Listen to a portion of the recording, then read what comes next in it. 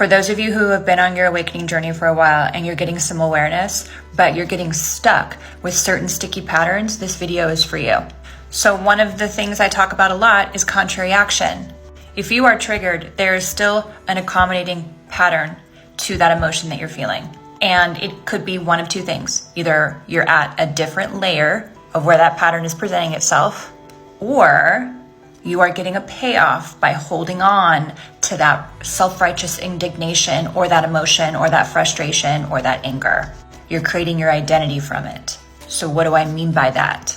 I mean that you have created a reference point from that anger or from that rightness. Think of your identity as a spider web, and every point that is created with every single layer is creating the version of you that you are rendering as the spider in the center of that web. So let's say within the first ring, you can't actually get past that because these points around you are self-righteous indignation, control patterns, fear, being resentful at that person.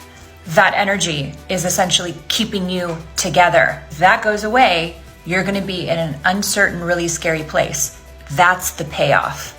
The payoff is that there's something you're holding on to that's helping you feel safe, but it's the illusion of safety, not the truth of it.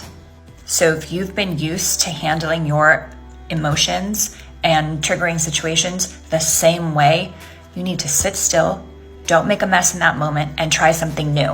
That's what contrary action means, doing the opposite of what you normally do. You need to break the loop in the brain, which is conditioned to think in patterns, conditions, qualitative and quantitative experiences. It's literally going to repeat the same shit you do unless you break the loop, baby. Again, in psychic tools, we call this a screen change. It's going to mean that you got to step into some uncomfortable behavior. You got to step into something new. You have to create new neurons that fire together, new neuroplasticity in the brain. Think about a snowboarder. You're going to actually go down the already carved paths because it's easier and you don't want to fall down. But really, you want to create your path, not go down the same as somebody else's. And chances are you're behaving the same way that your parents reacted to stuff. So whenever I'm contracted, I literally ask myself two questions, and I'll leave you with this.